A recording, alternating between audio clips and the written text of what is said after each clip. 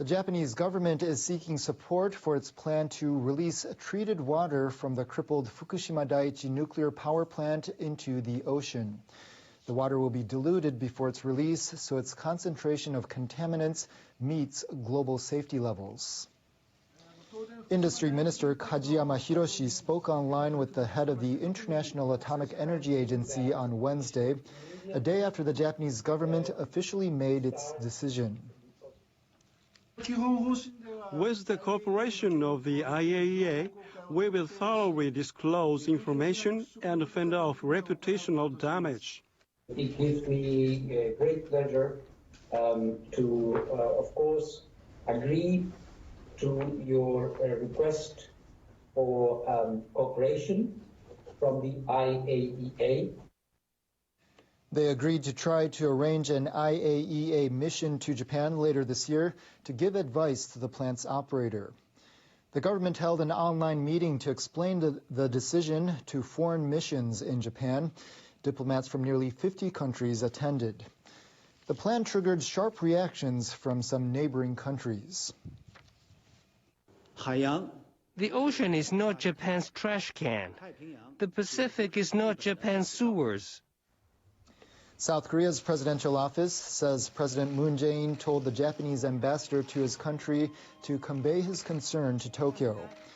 Moon also reportedly instructed officials to consider bringing the matter to the International Tribunal for the Law of the Sea. Japan's top government spokesperson declined to comment on the move, saying the government has not received any notification. We will continue to provide accurate information based on scientific evidence, thoroughly explain our efforts to decommission the Fukushima Daiichi nuclear power plant, including the handling of the treated water, and seek understanding from the international community. Water is used to cool molten nuclear fuel.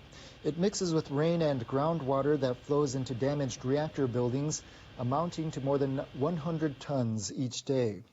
This water undergoes a treatment process that removes most radioactive material, but it still contains radioactive tritium.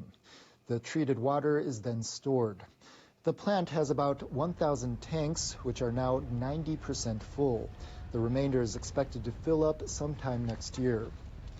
The treated water will be diluted, so the tritium concentration is well below national standards and about 1/7 of the level the World Health Organization suggests is safe for drinking water. Japan's nuclear regulators will examine the plant operator's plans to build facilities to dilute the water before it's released into the ocean. The regulators decided on Wednesday to open the examination process to the public. They also decided to consider stepping up monitoring of tritium in the ocean.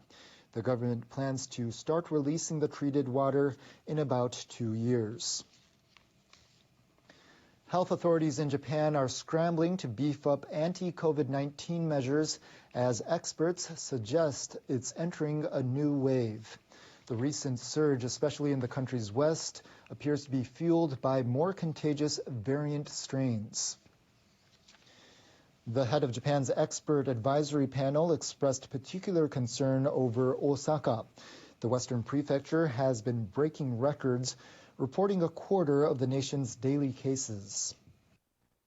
We should analyze whether a state of emergency must be declared, or if stronger steps should be taken in addition to the current targeted measures.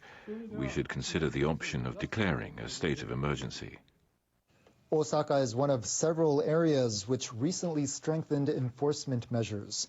But the virus is spreading and taking a toll on hospitals.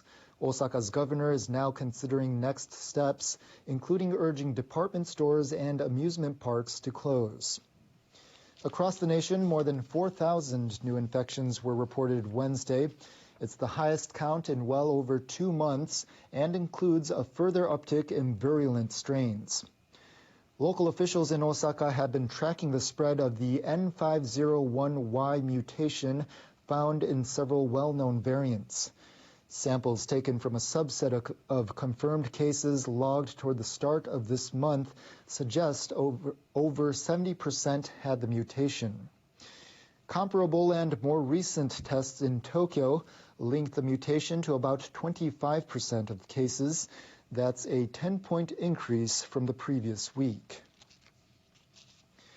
Egyptian authorities are demanding that the Japanese owner of the ship that blocked the Suez Canal last month pay compensation in the amount of $900 million. Media in Egypt report a court has issued an impound order. The Ever Given got stuck in the Key waterway on March 23rd. Global supply chains were disrupted while it took nearly a week to free the 400-meter-long ship. It's been in a nearby lake while authorities investigate. Shoei Kisenkaisha says the Suez Canal Authority is demanding $900 million, including costs to refloat the ship. The UK P&I Club provides liability insurance for the Ever Given. It says the Suez Canal Authority has not provided a detailed justification for its claim, noting that it includes $300 million for loss of reputation. The champion of the 2021 Masters Golf Tournament has returned to his home country, Japan, with the iconic winner's green jacket. After coming back to Japan, I watched many news programs and realized I've done a great thing. I think I proved the Japanese can wear the green jacket. I wanted to be like Tiger Woods when I was a child, and I would be happy if children want to be like me.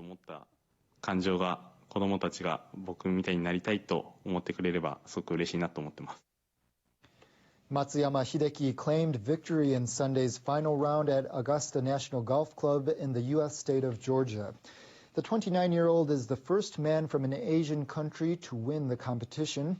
He's also the first Japanese to capture a major golf title on the men's tour. Matsuyama has now set his sights on another rather large event due later this year in Tokyo.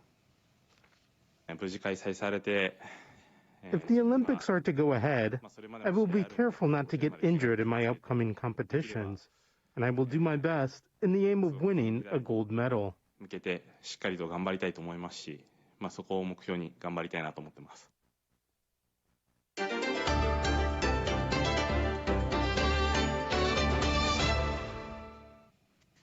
U.S. President Joe Biden will address lawmakers in a joint session of Congress later this month for the first time since taking office. It's an opportunity for Biden to push his pandemic policies as he nears the 100th day of his term. House Leader Nancy Pelosi made the invitation in a letter praising Biden for his handling of the crisis.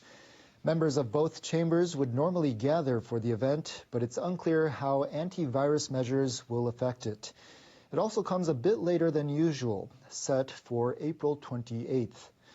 Beyond seeking support for a $2.3 trillion infrastructure plan, Biden is expected to address China. He has referred to the country as America's most serious competitor. A group of former high-level U.S. officials has arrived in Taiwan for a meeting with top leaders. A White House official calls the unofficial delegation a signal of Biden's support. The delegation consists of former Deputy Secretaries of State Richard Armitage and James Steinberg and former Democratic Senator Chris Dodd. All three are reportedly close to Biden, and the visit is being viewed as a sign of Washington's commitment to Taiwan. Their visit coincides with this month's 42nd anniversary of the Taiwan Relations Act, which authorized the continuation of relations between people in the United States and Taiwan. The delegation will meet Taiwanese President Tsai Ing-wen on Thursday. Beijing has reacted sharply to the visit. We hope that the U.S. side will seriously and earnestly fulfill its commitment to China and stop sending wrong signals to the Taiwan Independence Forces. The Hong Kong government says it'll impose criminal penalties on people who call on voters to cast blank ballots in elections. During the election period, when there are certain activities by certain people which are intended to incite people to not to cast a vote or to do something strange in the elections, then it will be an offense.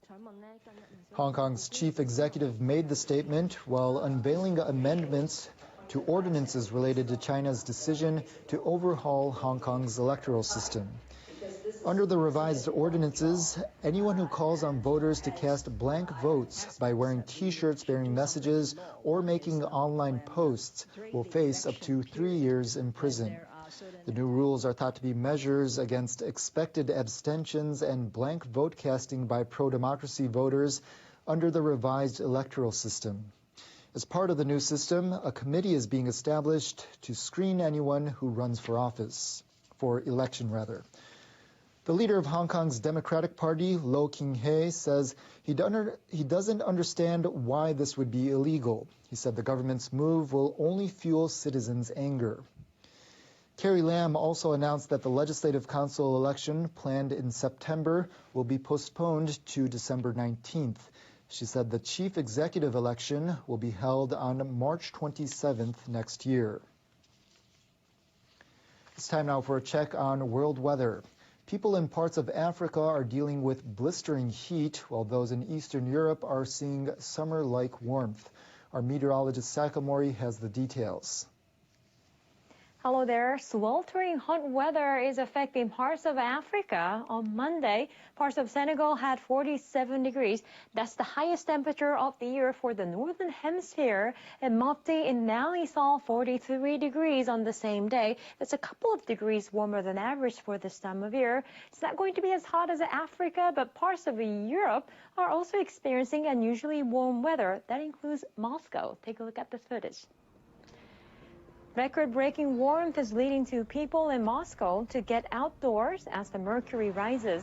The high temperature in the city reached 22.3 degrees Celsius Tuesday, which is the highest experienced for the day since observations were kept for more than 140 years. Residents were outside in the summer-like weather, enjoying the sunshine and wearing lighter clothes.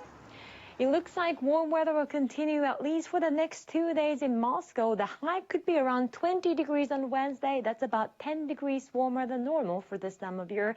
Istanbul will see warmer conditions and Madrid could see 20 degrees on your Wednesday. We have been monitoring a tropical storm named Surige. The system has been bringing heavy rainfall to Palau, and we are looking at more stormy conditions across Palau because it's going to be a very slow-moving storm.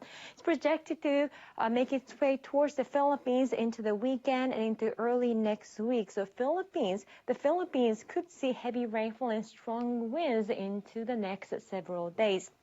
Heavy rain pounded parts of Japan on Wednesday, but finally weather will improve as we go into Thursday. Tokyo will see nice sunny weather on Thursday with a high of 18 degrees.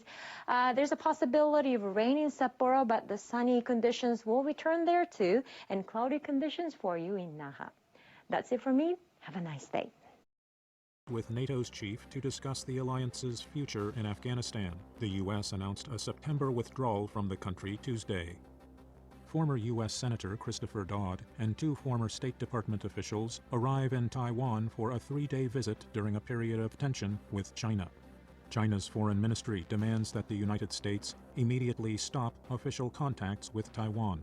And the United Nations Children's Agency warned Tuesday of a very serious humanitarian crisis in Mozambique as rebel attacks increase. President Joe Biden has confirmed that the U.S. will begin its final military withdrawal from Afghanistan next month. Mr. Biden said his goal was for the pullout to be completed by the 20th anniversary of the September 11 terror attacks. U.S. prosecutors say a white police officer who shot dead a black motorist in Minnesota is to be charged with second-degree manslaughter. Kim Potter says she shot Daunte Wright accidentally after mistaking her gun for her taser. Denmark has stopped giving the Oxford AstraZeneca COVID vaccine amid concerns about rare cases of blood clots, the first European country to do so fully. And the jailed American financier Bernie Madoff, who became a symbol of Wall Street excess, has died.